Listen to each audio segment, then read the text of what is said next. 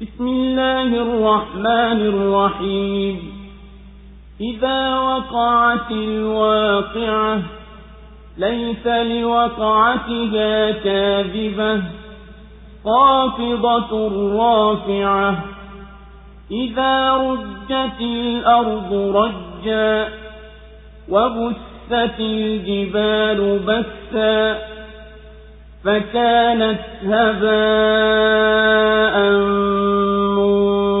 منبثا وكنتم أزواجا ثلاثة فأصحاب الميمنة ما أصحاب الميمنة وأصحاب المشأمة ما أصحاب المشأمة والسابقون السابقون أولئك المقربون في جنات النعيم ثلة من الأولين وقليل من الآخرين على سرر موضونة متكئين عليها متقابلين يطوف عليهم ولدان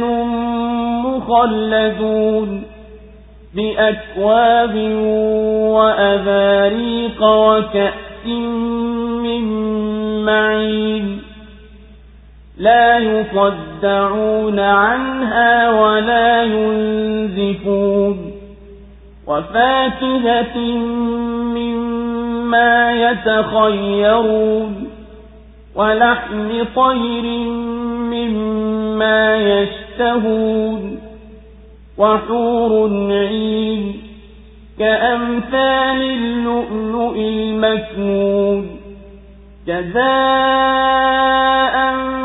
بما كانوا يعملون لا يسمعون فيها لغوا ولا تأثيما إلا قيلا سلاما سلاما وأصحاب اليمين ما أصحاب اليمين في سدر مخضود وطلح منضود وظل ممدود وماء مسكوب وفاكهة كثيرة لا مقطوعة ولا ممنوعة وفرش مرفوعة إنا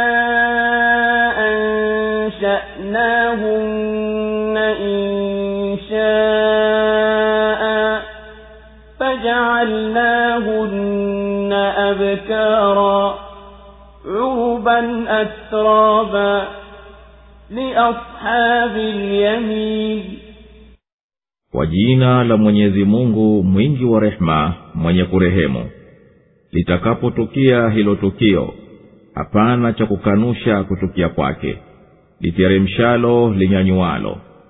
Itakapotikiswa ardhi kwa mtikiso, na milima itaposagwa sagwa, iwe mavumbi yanayopeperushwa, na nyinyi mtakuwa namna tatu. Basi watakuwepo wa kuliani, je, ni wepi wa kuliani? Na wa kushotoni, je, ni wepi wa kushotoni? Na wa mbele watakuwa mbele, au ndio watakaokaribishwa katika bustani zenye neema, fungu kubwa katika wa mwanzo na wachache katika wa mwisho.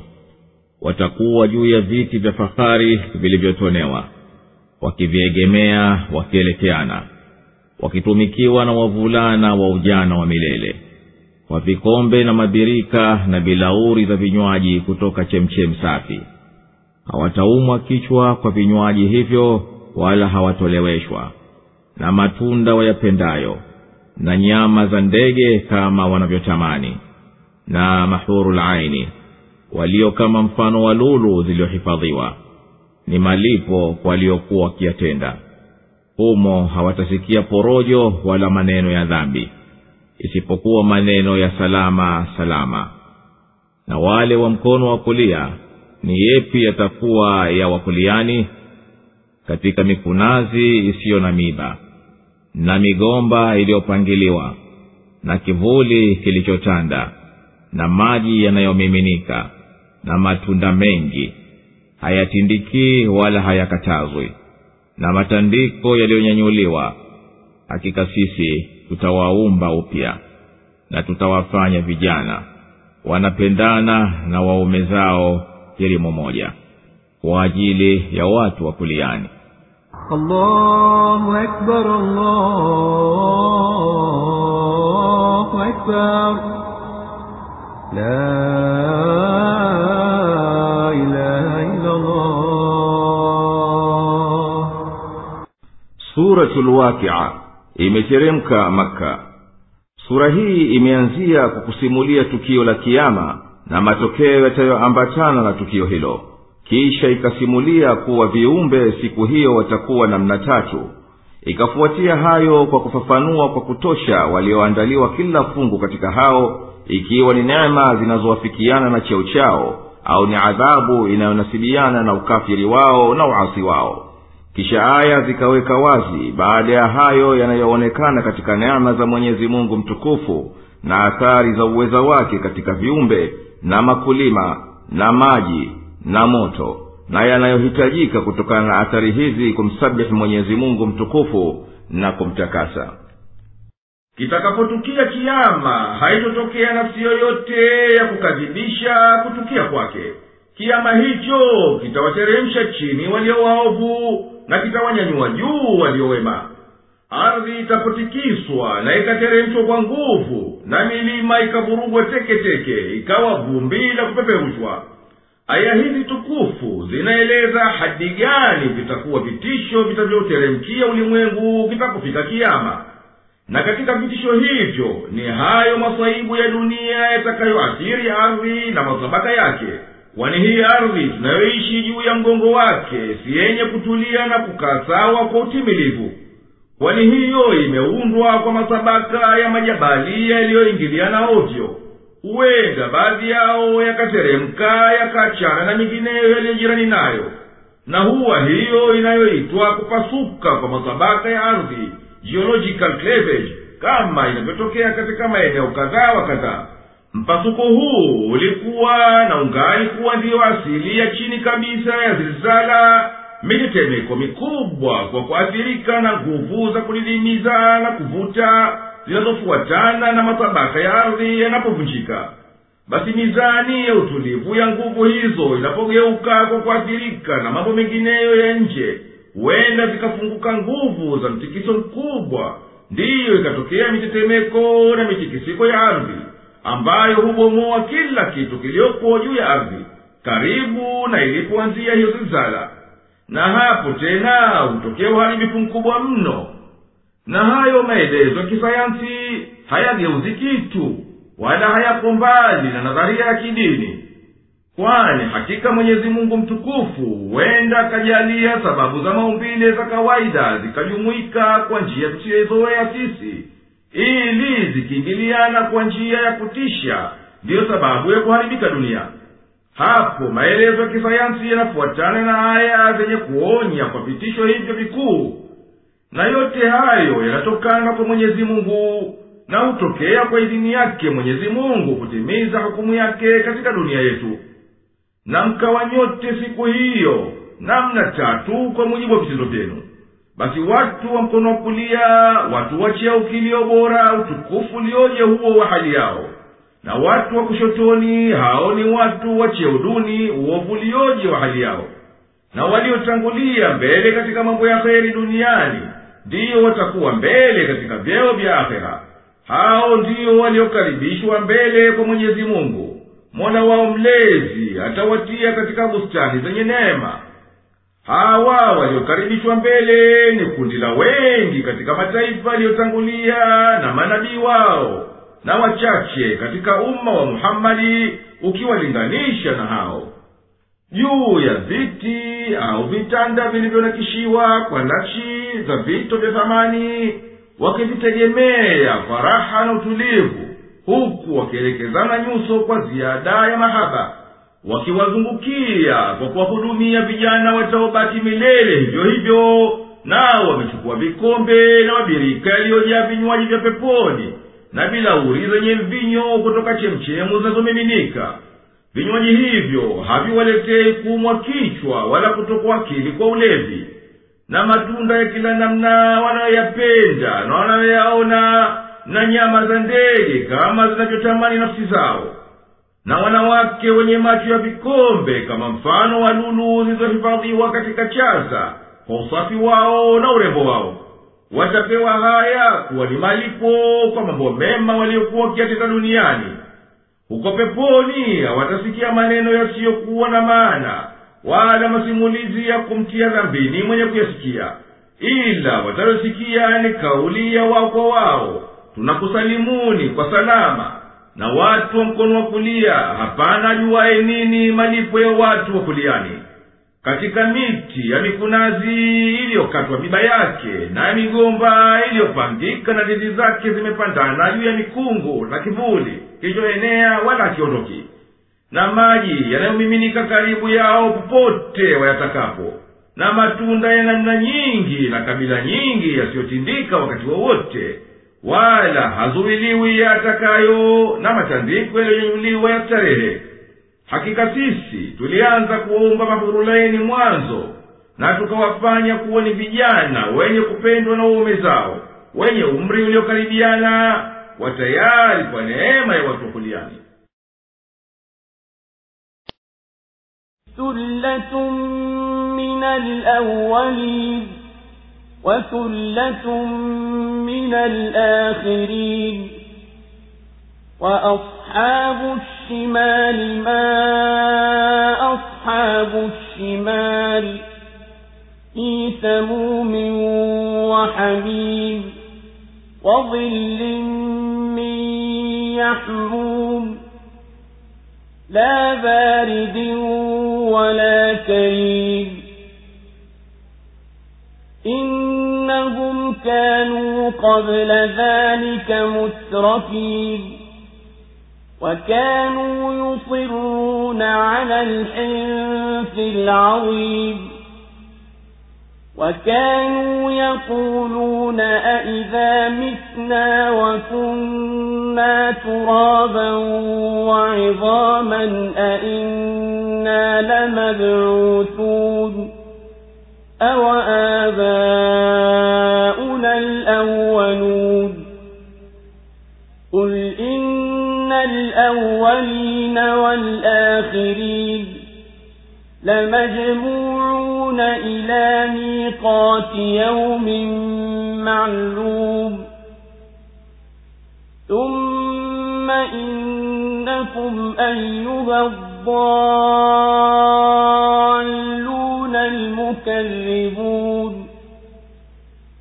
لَآكِلُونَ مِن شَجَرٍ مِّن زَقُّومٍ فَمَالِئُونَ مِنْهَا الْبُطُونَ فَشَارِبُونَ عَلَيْهِ مِنَ الْحَمِيمِ فَشَارِبُونَ شُرْبَ الْهِيمِ هَذَا نُزُلُهُمْ يَوْمَ الدِّينِ نَحْنُ خَلَقْنَاكُمْ فَلَوْلَا تُصَدِّقُونَ.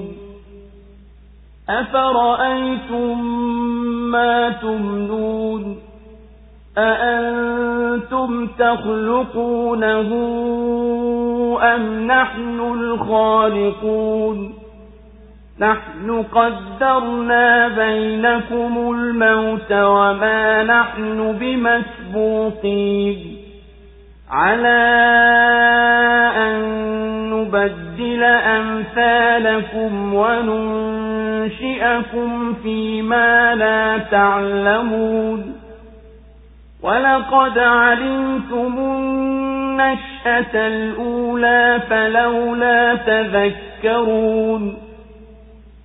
أَفَرَأَيْتُم مَّا تَحْرُثُونَ أأنتم تزرعونه أم نحن الزارعون لو نشاء لجعلناه حطاما فظلتم تفكهون إنا لمغرمون بل نحن محرومون أفرأيتم الماء الذي تشربون أأنتم أنزلتموه من المزن أم نحن المنزلون لو نشاء جعلناه أجاجا فلولا تشكرون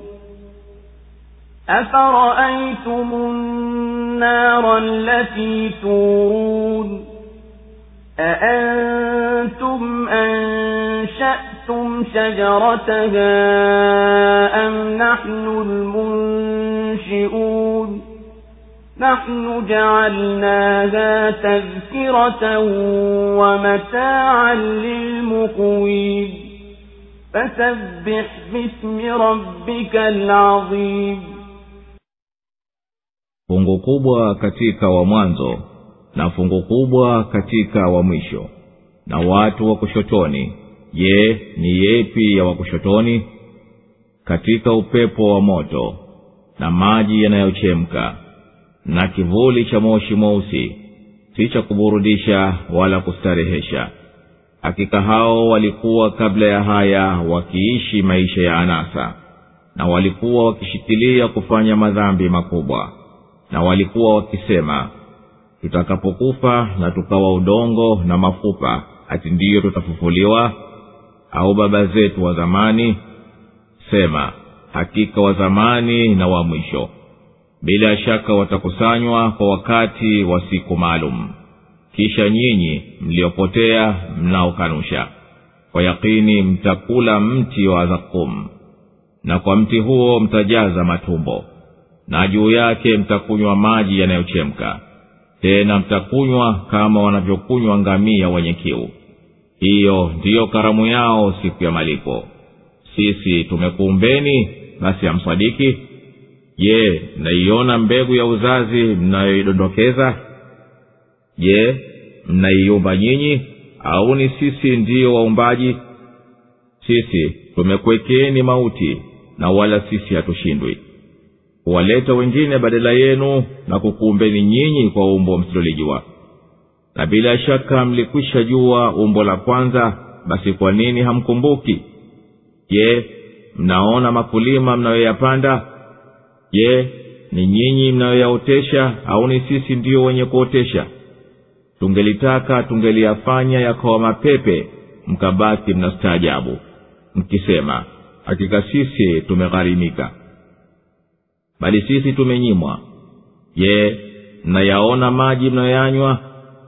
Je, ni nyinyi mnayoyateremsha kutoka mawinguni, au ni sisi ndiyo wenye kuyateremsha? Tungelipenda tungeliyafanya ya chumvi, basi mbona hamshukuru? Je, mnauona moto mnaouwasha? Ni nyinyi mlioumba mti wake, au sisi ndiyo waumbaji? Sisi tumeufanya uwe ni ukumbusho na manufaa kwa walioko nyikani. Basi litakase jina la Mola wako mlezi aliye mkuu. Allahu Akbar, Allahu Akbar, la ilaha illa Allah. Watu wa kulia ni watu katika mataifa yaliyokwisha tangulia, na kikundi kikubwa katika umma wa Muhammad. Na watu wa kushoto, hapana anayejua nini adhabu ya watu wa kushoto. Watakuwa kwenye upepo moto utakaowazunguka, unaopenya katika tundu za mwili, na maji yaliyochemshwa motoni wayanywe na wamiminiwe vichwani, na katika kivuli cha kiza cheusi cha moshi umoto. Hapana ubaridi wa kupunguza joto la hewa, wala huruma ya kuwaletea nafuu wanapovuta pumzi. Hakika hao kabla ya haya walikuwa wamepita kiasi katika kustarehea neema za duniani, wamepumbaa wataki kumtii Mwenyezi Mungu mtukufu. na walikuwa wameshikilia daima kufanya dhambi kubwa kabisa, kwani waliapa kwa Mwenyezi Mungu kwamba kabisa Mwenyezi Mungu hatamfufua aliyekufa. Na walikuwa wakisema kukanusha kurejea tena, ati tutafufuliwa baada ya kushakufa, na baadhi ya mili yetu ikishakuwa udongo na mingine mifupa iliyochakaa, ati sisi tutarudishwa tuwe hai mara ya pili, ati tutafufuliwa sisi na baba zetu wa zamani waliokwisha kuwa udongo uliotapanyika na umepotea katika ardhi. Waambie kwa kuwajibu kukanusha kwao, hakika wa zamani na wa mwisho ambao nyinyi ni katika jumla ya hao, nyote mtakusanywa katika wakati wa siku maalum, na wala hamtoipita. Kisha nyinyi enyi mnaoipinga njia ya uongofu, mnaokanusha kufufuliwa, bila shaka mtakula mti wa zakumu katika jehanamu, na mtayajaza matumbo yenu kwa shida ya njaa. Mtakunywa juu ya mlichokila maji yenye kutokota yasiyoondoa kiu, na mtakunywa kwa wingi na pupa, kama anavyokunywa ngamia mwenye kiu kisichokatika kiu chake kwa maji. Hayo yaliyotajwa ya mateso mbalimbali ndiyo karamu yao walioandaliwa kwa siku ya malipo. Sisi tulianza kukumbeni mlipokuwa si chochote. Basi hebu hamkiri uweza wetu wa kukurejesheni tena baada ya kufufueni. Hamuangalii manii mnayoitia katika tumbo la uzazi? Ni nyinyi ndiyo mwenye uweza juu yake na kuilea mpaka ikawa mtu, au ni sisi ndiyo tunye makadara hayo? Sisi tumekuhukumieni mauti na tumeweka wakati maksuri wa kufa kwenu, na wala sisi wenye kushindwa kukubadilishieni sura zenu na kuziza nyingine, na tunakuumbeni katika umbo nyingine na sura nyingine msiyoijua. Bila shaka mmekwisha kinika kuwa Mwenyezi Mungu alikuumbeni mara ya kwanza. Basi je, hamkumbuki kwamba mwenye kuweza hayo ni mweza zaidi wa kufanya tena? Je, hamuangalii mbegu mnayoipanda katika ardhi? Ni nyinyi mnayoifanya imee, au ni sisi peke yetu ndiyo tunaifanya imee? Tungelitaka tungelifanya mimea hiyo iwe mabua na mapepe yaliyo katika kabla haijapevuka, mkawa mkistaajabu tu kwa uovu ulioisibu, huku mkisema, hakika sisi tumepata hasara baada juhudi yetu.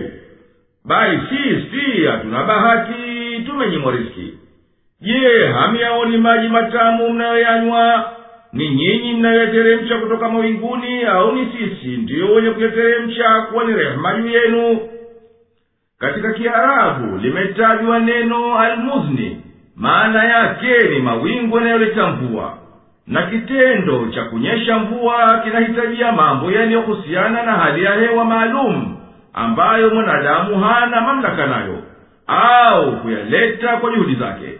Kwa mfano, zinahitajiwa pepo zinazokwenda kwa mkondo zilizo baridi juu ya nyingine zilizo za joto, au hali za kuondoka utulivu katika anga.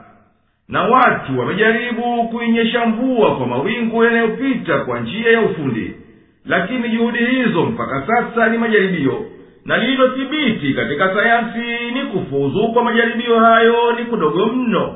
Na hata hivyo kuna lazimu ziwepo hali maalum za maumbile zinazosaidia. Lau tungelitaka tungeliyafanya hayo maji yakawa ya chumvi yasiyonyweka, basi mbona mumshukuru Mwenyezi Mungu aliyejalia matamu yenye kunyweka? Je, hamuoni moto huo mnaouwasha? Ni nyinyi ndiyo mliouotesha mti wake na mkautia ndani ya huo mti moto, au ni sisi ndiyo tulioumbia hivyo kadhalika?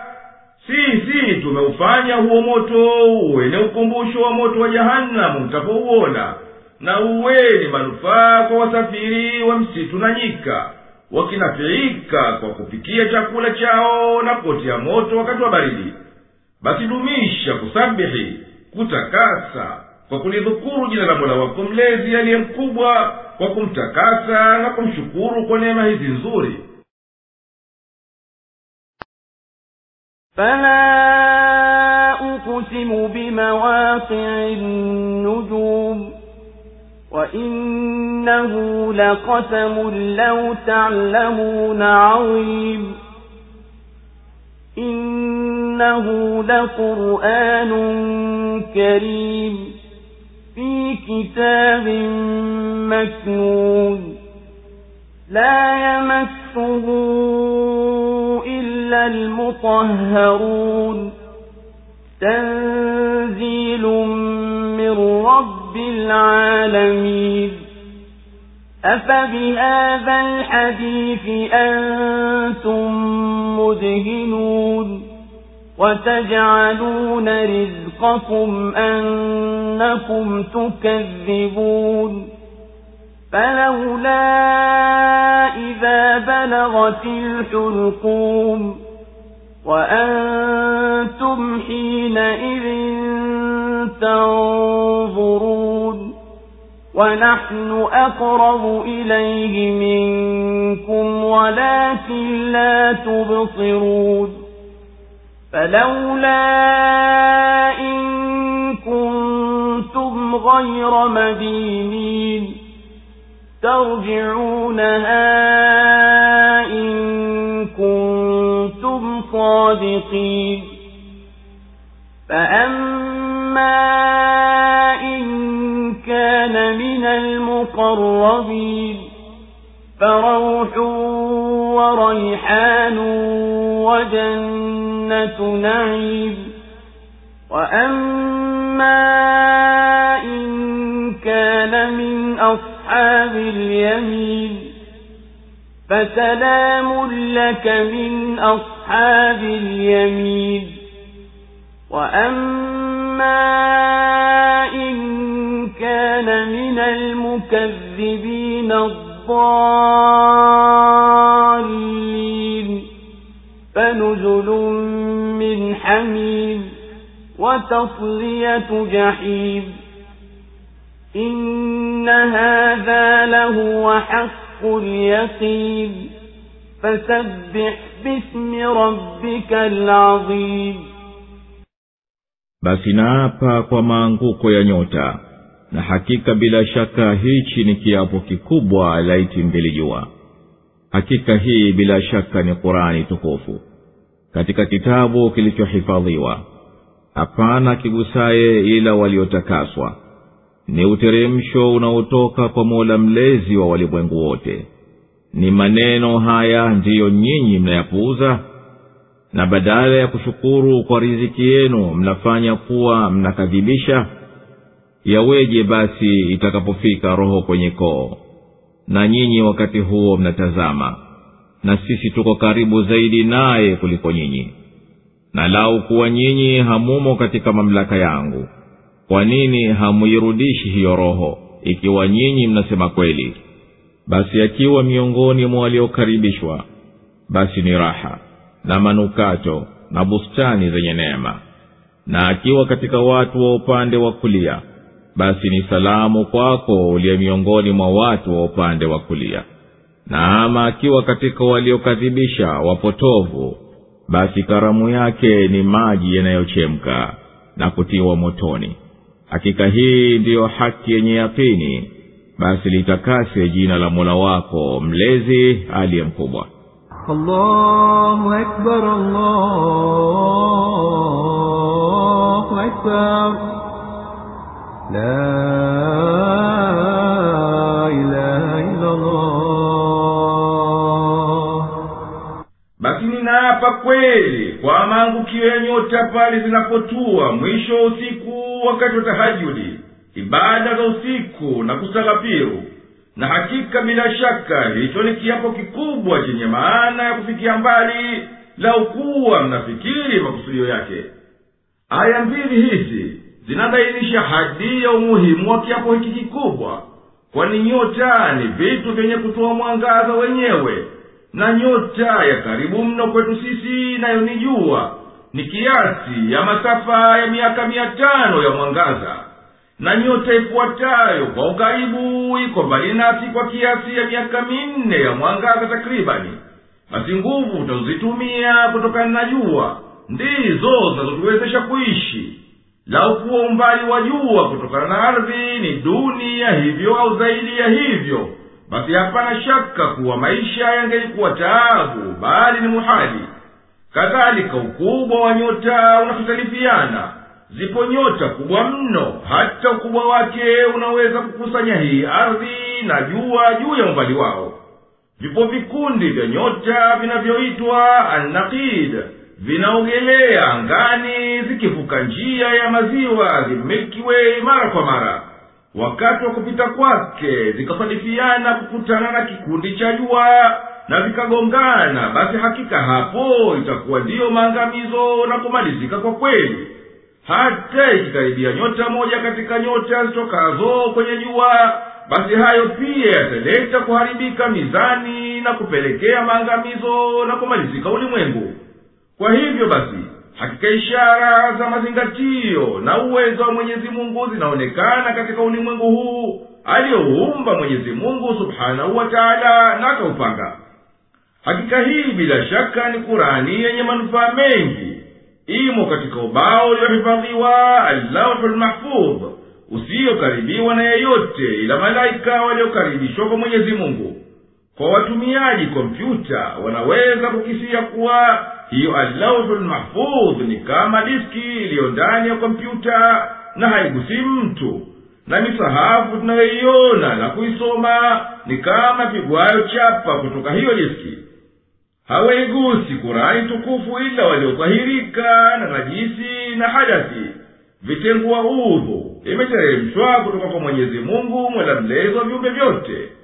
Je, mnapuuza? Ni Qur'ani hii tukufu ndiyo nyinyi mnaidharau, na badala ya kuishukuru riziki yenu ndiyo mnaikadhibisha? Basi je, ikifika roho ya mmoja wenu kwenye mapitio ya pumzi, na nyinyi inapofika roho kwenye koo, nanyi mnamwangalia huyo anayekufa, na sisi tuko karibu zaidi kwa huyo aliyekabiliwa na mauti, na tunaijua zaidi hali yake kuliko nyinyi, lakini nyinyi hamjui hayo wala hamhisi. Basi je, ikiwa nyinyi si wenye kunyenyekea kwa Mungu wetu, mrudishieni roho yake huyo aliyekabiliwa na mauti, ikiwa nyinyi mwasema kweli kwamba nyinyi mnazo nguvu na hamshindwi. Ama ikiwa huyo aliyekabiliwa na mauti ni katika waliotangulia waliokaribishwa, basi mwisho wake ni raha na rehema na riziki njema na pepo yenye neema. Ama akiwa katika watu wa mkono wa kulia, basi ataambiwa kwa maamkio na takrima, unapewa salama kutokana na watu wa kuliani. Na ama akiwa ni katika wa kushoto wanaokanusha waliopotovu, basi atakirimiwa maji ya moto hadi ya kuchemka na kubabuliwa na moto wa mwisho wa ukali. Hakika haya yaliyotajwa katika sura hii tukufu bila shaka ni kiini cha yakini iliyothibiti isiyoingiliwa na shaka. Tanguliza tasbihi kwa kumdhukuru Mola wako mlezi aliye mkubwa, kwa kumtakasa na kumshukuru kwa neema zake.